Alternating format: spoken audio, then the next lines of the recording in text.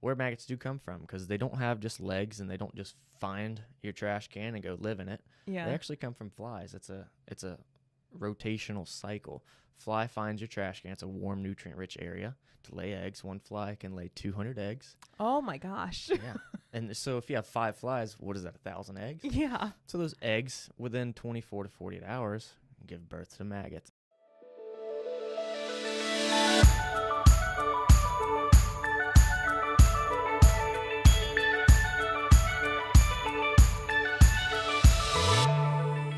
Welcome to the Locala podcast. I'm Lisa Anderson, your host and publisher of Locala magazine. I'm really super excited today because we have someone that we interviewed back in for the January issue sitting in the chair. But before we head on over to him, I want to go ahead and thank our sponsor. Our sponsor today is Your Place Insurance, Mortgage, and Title, your everything agency. You can find them at www.yourplaceocala.com. So today we have Blake Spires with us. He was originally in our January issue of the 2021 Locala magazine, and we talked to him at that time about his world travels because he has traveled 30 countries before he was 30. So welcome, Blake, back into the Locala magazine room. Yeah, thanks, Lisa. Yeah. Happy to be here. Well, good. So we're going to start off just by talking about your business first, because in that article, we only got to briefly touch on it, and you were still actually waiting for your truck to be finished. So when you were actually going to get to start your business was still up in the air by the time we went to publication. So let's go ahead and talk about that a little bit. Yeah, we talked in, I think, November or so, and then I came out in that January issue. At that time, I was still just waiting, and at that initial time, it was supposed to be a 1 month from then delivery for my truck, for my equipment, and then I could get going, launched in Locala and all this and that, but it didn't happen. Turns out it delivered in May, so we're just a short 5 months later, right? Oh my gosh. So I had to wait 5 extra months after we talked, 5 or 6. Yeah. And it's been good ever since now. Now we've been 4.5 months in, and things are going, and I'm where I want to be. Yeah. But when we talked, I was just sitting here, my hands behind my back, like, yeah, it's this cool thing that we're going to do. I promise it's going to be cool. I know. I felt so bad, too, when we touch base again in December before I published the issue to see if you had gotten your truck yet, and you still hadn't. I was like, oh, no. And at that point, I was just bummed. So many people were on the verbal supporting side. They were like, that's cool. How, is your truck? What's the updates? It should be here now. Or I'm like, no. I have no idea. Yeah. You know? Yeah. So you were just at 1 million cups, and you said that you had actually put down the money in July. So you had almost waited a whole year since actually putting up money to start your business. It was a deposit on this truck, and there was no guarantee of its delivery date due to supply chain issues, which we're still experiencing. Yeah. But I put down a deposit, but it was also putting down all my effort in my life, and everything was going into this, so I was prepared for it. Yeah. Didn't like that though, the fact that everything's going into it then so many months out, but it was the protocol. So that's what I did. That's what you did. So let's talk about what you do, because I find this so fascinating that you are so passionate about what you do. And when people find out what it is, it's kind of, it's funny to some people that you're this passionate about what you do. So tell us the name of your business and what it is that you do. Oh, I think it's funny too. I'm sitting there smiling at myself that I'm so invested and interested into this, but I believe in it a lot. Yeah. So, I'm Blake Spires, and I own a company called Brilliant Bins, and we're a curbside trash bin cleaning service. So come to you curbside on a monthly, quarterly basis and disinfect, sanitize, and deodorize your trash cans. Yeah. And you actually make really funny TikTok videos doing this. Yeah. I would have never had a TikTok if I didn't own a business. But I'm like, okay, I'm going to do this. I've heard good things, and you got to get your word out there and get the awareness out there. So I started TikTok, and a couple videos went viral. I was like, wow, 20,000 views? That's absurd. Amazing. It's really cool. 20,000, and I woke up, a day or two later, 35,000 views. I'm like, this is cool. Yeah. I don't know how the TikTok algorithm works and how it bumped me up, but that happened. So kept posting, and it kept trying to integrate people into my business and show them a point of view on my daily route. and show them how my truck works, and just because it's a unique thing, and I wanted to teach and educate the people. Yeah. But then I had a video. I woke up, I had like 700,000 views. Like I posted that night before. Gosh. And I'm like, oh, I made it now. I'm big time. Yeah. I'm an influencer now. I need to put that in my profile now. Yeah. Now I'm an official influencer. DM for bookings, right? Right. And since then, just it's got 3 million views. Wow. The title of it and the caption is, "Where do maggots come from?" And it was just a 50-second video that teaches the viewer on where maggots do come from, because they don't have just legs, and they don't just find your trash can and go live in it. Yeah. They actually come from flies. It's a rotational cycle. Fly finds your trash can. It's a warm, nutrient-rich area to lay eggs. One fly can lay 200 eggs. Oh my gosh. Yeah. And so if you have 5 flies, what is that, 1,000 eggs? Yeah. So those eggs, within 24 to 48 hours, give birth to maggots. And then that's where the maggots, they grow at a rapid rate, and then they crawl up your trash can. And I see it all the time on my route every day. That's why I'm wearing gloves. I have my eye protection. I have my safety vest for road protection, all this stuff. And, I thought I wasn't going to wear that stuff, but I'm protected, and I'm like, it's kind of gross. But the before and after is so addicting. Yeah. The trash can's disgusting, and then I send the customer the before and after photo. It's like, here's your bins before and after. Thanks for letting us take care of them. And they're like, wow, or they send like the crazy emojis. Yeah. And they just love it. So. Yeah. That's crazy. You know what? You telling me that 200 eggs from one fly makes me feel a whole lot better, because probably about 6-7 months ago, we had an infestation in our pantry, and it was the most. I grew up with mice in the country, and I thought that was pretty disgusting, but I have never had. Like, it came out of some old dates is what happened. Dates that I had put back and never opened, but forgot they were in the back of the pantry, and suddenly the whole pantry is covered in maggots, and I had to throw away so much, and just, oh my God, it was the most disgusting thing. That's gross. Did they actually do any damage to the Yeah, we had to get rid of so much food. They got in so many things that you thought were airtight and obviously weren't. And we wound up, and it was even drawers we had, so we wound up actually just taking out the whole pantry apart and redesigning it, because it was just, I was just like, no, it's gone. It's gone. Just burn it all. Just burn everything. Yeah. So do you, you do this on a regular, do you ever open up a trash can and just, it's like, oh my God. I love how you're like wincing right now. I know, like, I'm what's just he gonna curling say? up. Yes, I do. And if you look on my TikTok or my Instagram, I show you some of those bins, and a buddy of mine's like, I was like, guys, watch my video, whatever. He's like, is it another maggot video? I'm like, okay, I got it. I got it. Yeah. I'll back off of the maggot videos. But it's so crazy how dirty some people's trash cans are. Yeah. And now I'm invested into that world. So now that's what I do. But yeah, I've opened some, and some maggots are sitting in like these dry trash cans or these wet trash cans. So it's always interesting opening up to see what you're going to get. Yeah. Yeah, and you actually dive right in. Like, you have to clean things from the bottom before they even go up into your truck, right? On some things? To some degree. And you asked that question at 1 Million Cups. You said, what's your origin story? How did you discover it? But then how did you start getting going? And I was in Atlanta at the time. I was living there, and I called all the companies that were doing it in Atlanta. And a lot of them hung up on me. I said, hey, I don't want to be a customer, but I want to volunteer and work for you for free. Chances are they never heard of that before. They don't know what I'm talking about. But I'm like, guys, I want to replicate this idea in my hometown. Yeah. I want to go in another state. Yeah, I said I don't want to be competition. I'm not trying to do that, but I'm trying to replicate what you guys are doing here, and take this down to my hometown. It's a perfect opportunity.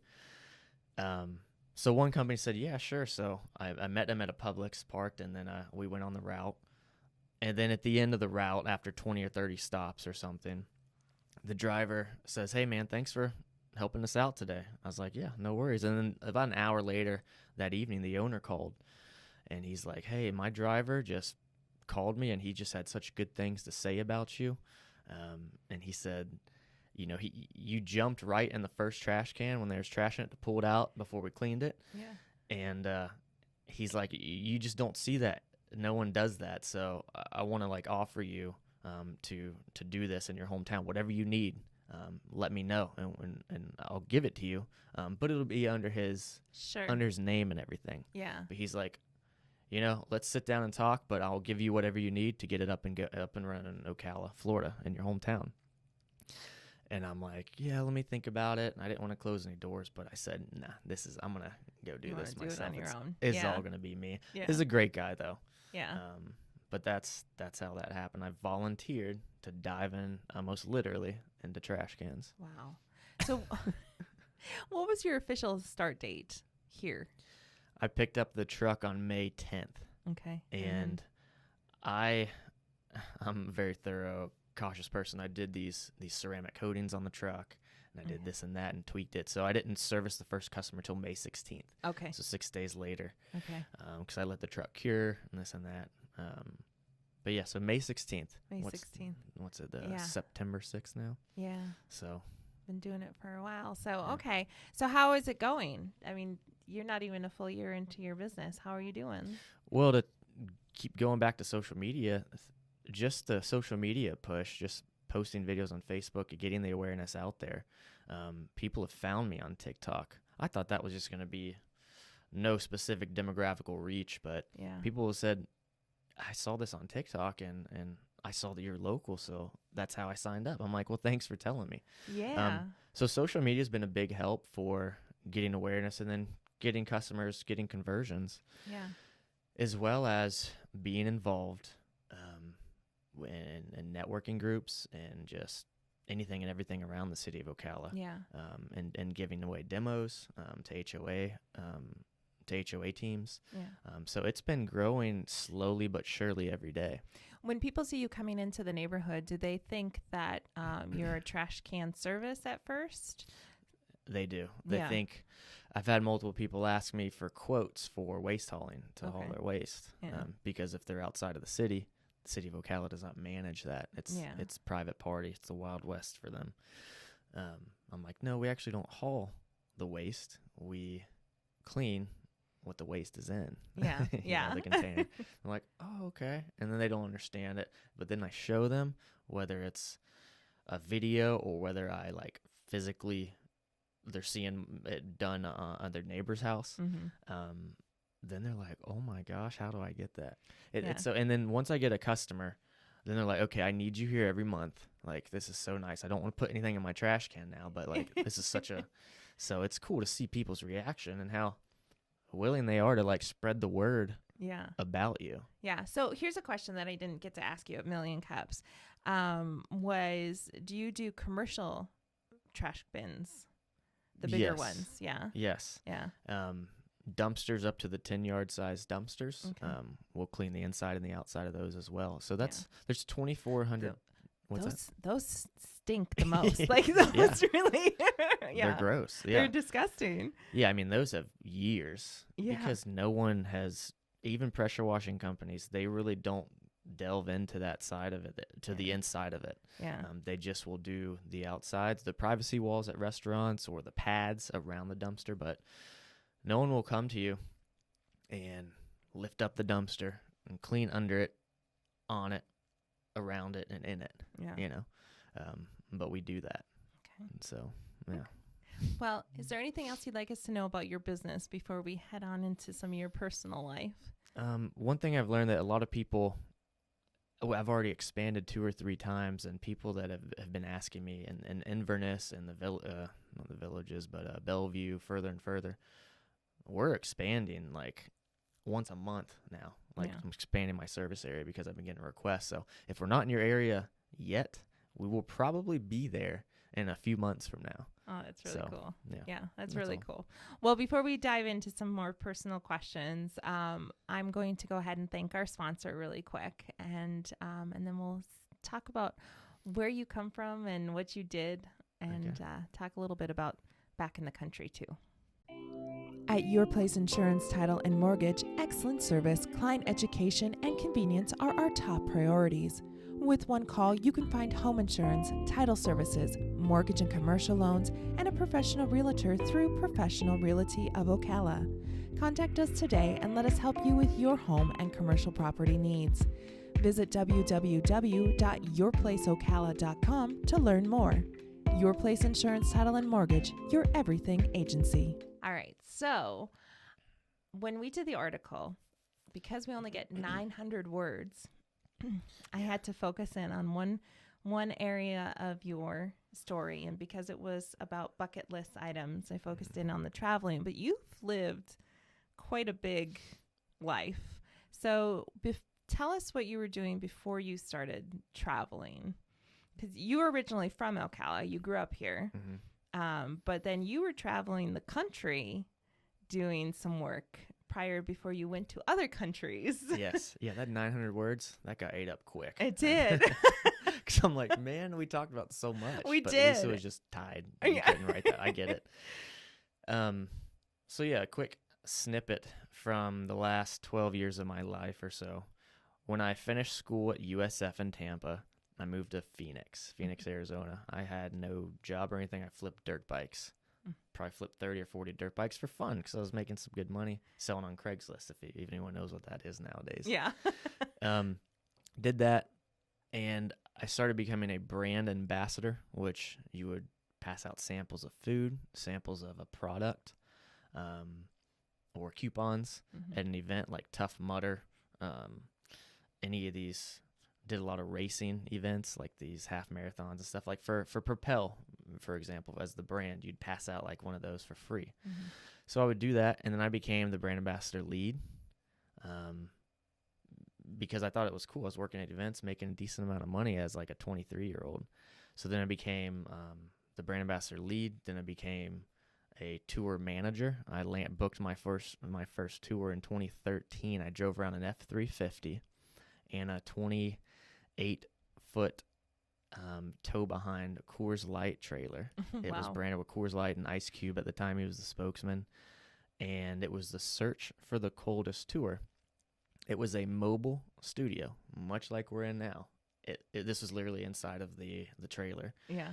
And we would drive location to location. People would go and rap inside of the trailer. And it was my job to drive that around to Houston, Texas, to Las Vegas, to Miami, to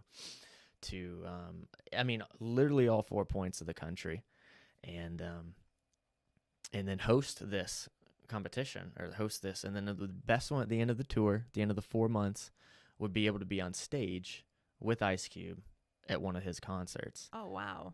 So I was able to do that. I mean, I would have done that for free. Yeah, that was so cool. And you got paid. And I got paid.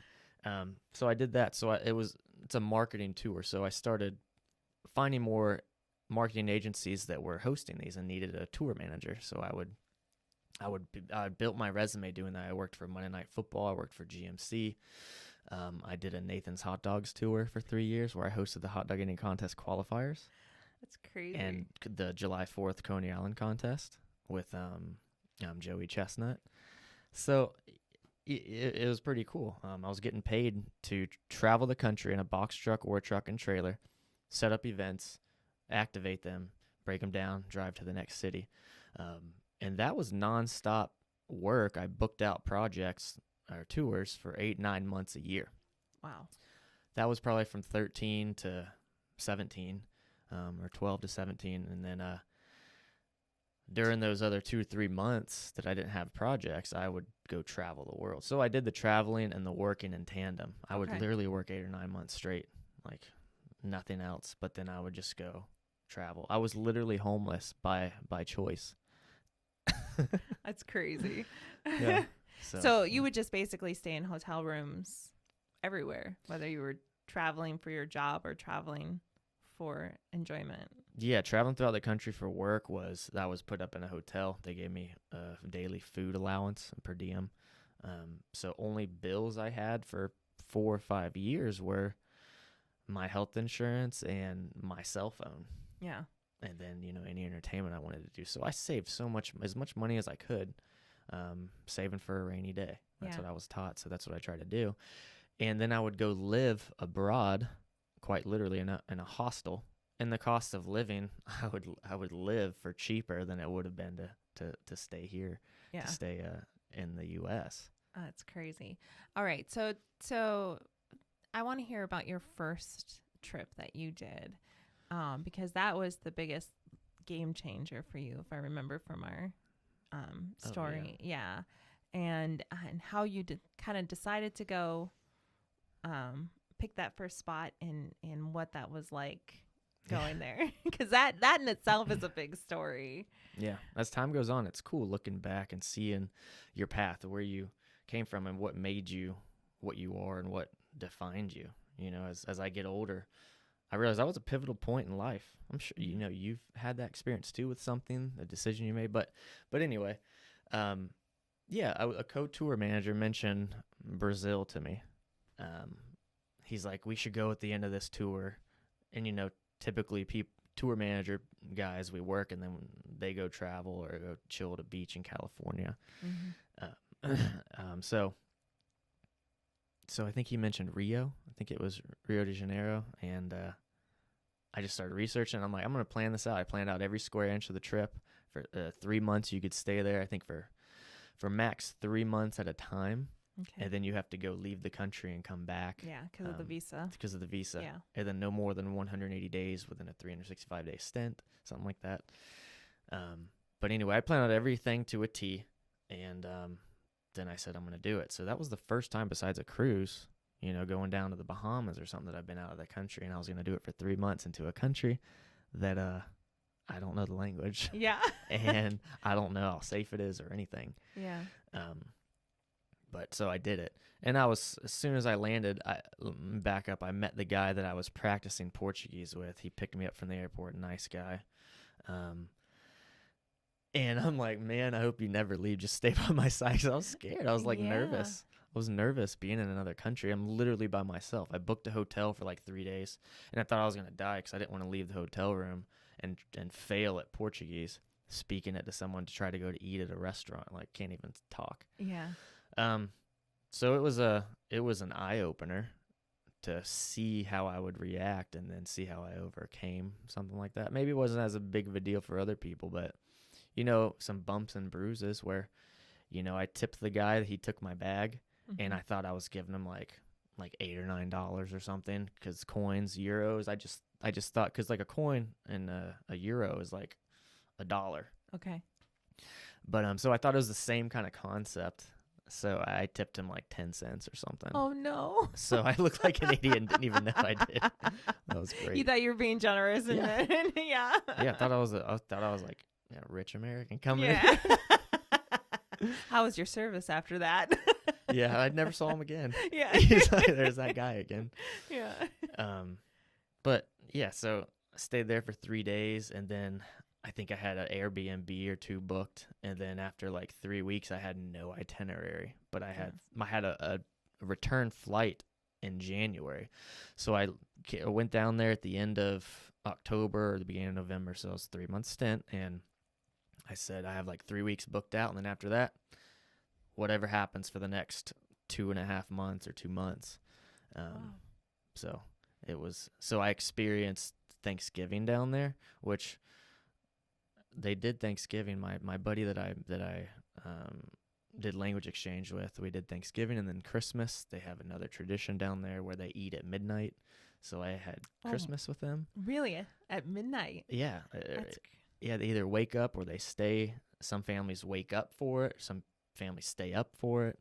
Yeah. And then I spent New Year's down there, which to this day, New Year's on Copacabana Beach was the best experience of my life. Yeah. It was, New Year's, when you watch fireworks on TV and they go to like Sydney, Australia, they go to London, they go to Rio de Janeiro. Yeah. You're looking at the place that I was. Yeah. And there was like 2.2 million people on the beach. Oh my gosh. Watching fireworks off the shore.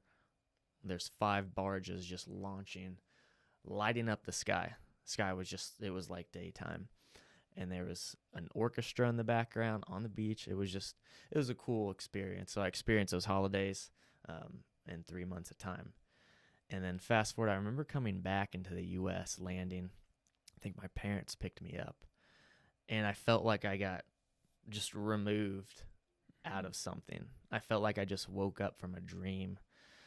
Not a dream that was just like, oh, it's amazing, but just you were just thrown into something so different in your life that you've never experienced, and then you just got launched back into it. So it's kind of is like waking up from a wild dream. Yeah. And you're like, wait, where am I? Now you're experiencing wide roads, restaurants. You can't walk anywhere because everything's so big and large in the U.S. So yeah. How did you wind up doing with the language over time? Yeah, that first trip I tried and failed. I can't remember how it was towards the end of that trip, but I said I'm going to go back and I'm going to really learn Portuguese. So next time I went to school. Before I went, I booked a school. I went to school for 2 or 3 months. Oh, wow. Back in Rio in Ipanema Beach. Every morning, 9 a.m., I'd wake up from my hostel. Everyone else sleeping from the night before. I'd put on my backpack and I had my cutoff shirt because I'm at the beach and sandals. And I'd walk down maybe a quarter mile or half a mile to school.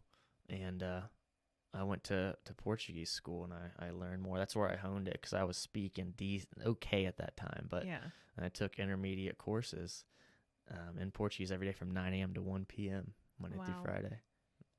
You'd go to school down in another country, and I loved it. Yeah. And then after, we'd go to the beach or something after. Yeah. Or go hiking, just go exploring. Wow. So you did, as the article says, 30 countries before you were 30. So you started traveling at what age? I guess I had to be 23 or 24. Okay. 23. All right.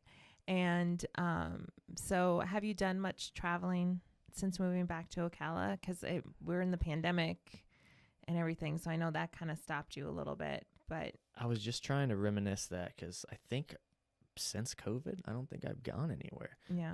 And the last place I went was Croatia. It was a stint of Croatia, Italy,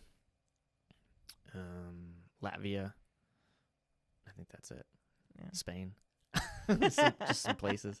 But yeah, that was right pre-COVID. Yeah. And I haven't gone anywhere since. And I've just been talking to some of my abroad friends, like, guys, have y'all gone anywhere lately?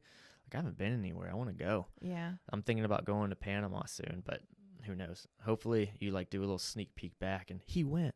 Yeah, right? The next episode, you actually went. Yeah. So, what do you think that's going to look like for you juggling your business and traveling and such? Yeah, as much as I love traveling and always have a special place in my heart, my business is front and center, and it's the number one priority. If I can manage on a weekend, luckily I work off the trash routes, right? So this week we're in the midst of Labor Day. So yesterday I had off as far as operational. I didn't service customers because I'm actually a Monday trash day at my location. Okay. And the schedules, everything gets pushed one day later. Sure. In the city of Ocala, at least. So I didn't have any customers. I pushed them all one day. So my week is now Tuesday through Friday, servicing instead of Monday through Thursday. But yeah, so if I can go travel, leave on a Friday and come back on a Sunday, it's a quick trip, I know. Yeah. But Columbia from Miami is not that big of a deal. Yeah. It's not a super long flight. So I'll have to work with it.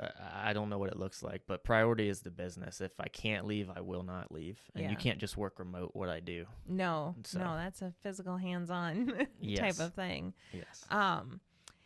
So what was the biggest decision for coming back to Ocala? I mean, you pretty much left and traveled everywhere. What was the biggest decision for coming back to your hometown?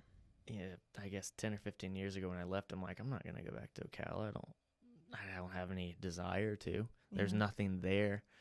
But in the last few years, when I was in Atlanta, it's like, it'd be nice to have a reason to go back to Ocala. Because your parents are still here, yeah. My parents are still here. And I was looking at houses in Atlanta even pre-COVID. I mean, like a 1,200 square foot house, $400,000 in a good area. Not an amazing, but so it just wasn't realistic to set up shop in a city where I only knew myself. I knew some work friends and some people from my church, but other than that, that's it. So a big driver was my parents. They're not, old, but as they're not getting younger, and I'm like, I want to be near my parents as I get older, because I plan on being there for whatever they need in the future. Yeah. And this business idea was the perfect opportunity and reason. Hey, so I guess it all aligned in a really good way. It gave me an opportunity, because if I came back down here with a decade of experience in live event management, going from a brand ambassador to in-house as an account manager at a marketing agency, what was I going to do down here? How was I going to apply that in Ocala? I could go work at WEC, but that's about it. Yeah. So that's why I launched this, and it was a perfect opportunity to come down here and to be near my parents. Yeah. So yeah, two good ideas, two good reasons. Yeah. What is the biggest change that you feel like you've seen in Ocala since you left and then coming back? I guess quite bluntly and literally is the amount of money that's here now. I guess there's always been money in pockets of the city, but World Equestrian Center would not have happened if that was a city-driven initiative. Yeah. Since that's a private party, that's a great thing for that. Wouldn't have happened in most big cities. Yeah. So WEC's a cool thing. I guess something like World Equestrian Center, but I've just noticed there's more people, more population. Things are starting to spread out, and real estate itself is going up as well. I've noticed that. Yeah. And the biggest change is like, hey, I noticed that I can afford to live down there versus Atlanta. I'm like, okay, I can't survive here. Yeah. So, yeah. Well, perfect. Well, I want to ask you one last question, and if you have an answer, it's great. If you don't, no problem. Okay. But is there anything that you would like to talk about that I didn't ask you? Not many times I've had a platform to speak on. This is the first time I've been a part of an interview that's a public interview, I guess, right? No, not really. I don't have like the Bob Barker new to your pets kind of call out thing. All right. No. Well, perfect, Mike. Well, thank you so much. I really appreciate you coming on and sharing a little bit more of your story and telling us about your business as well. Is it too late to say one thing? No, not at all. I did. And as you're saying that, I'm like, yeah, I got something. Really, since I came back down here and I was forced to try to have my business survive and thrive, one thing that's helped me is just being involved and going to networking groups and going to BNI and then meeting you and substituting for you at BNI. But it's a community, and I'm noticing how many people are working behind the scenes to get Ocala to the next step and improvement. So I would just suggest to somebody that wants to start something, wants to start a business, or wants to be out there, be involved in as many things as you can with not expecting something in return. Yeah. I know that sounds very cliche, but I've noticed big returns, even if it's monetarily or not, being involved in a lot of the chamber events, just being out there and meeting a lot of people, because I've learned a lot of people can help me, and I can help some people too. I'm asking CareerSource, and they will provide a complimentary employee for you for up to 360 hours, as long as you teach them something in return, how to run a business or how to sell something or how to market this or that. So I'm looking forward to having that covered, and as well at the same time bringing someone on like, hey, I know you're not going to love cleaning trash cans, but that's not everything we do. That's a small part of what we do. It's the sales, it's the operations, it's the marketing, it's the financial side, it's the customer experience side. So you're going to learn all that. Am I going to teach you how to clean a trash can? Yeah, but that's going to take 10 minutes. Right. I want to teach you all the other stuff and show you what I've been going through. Yeah.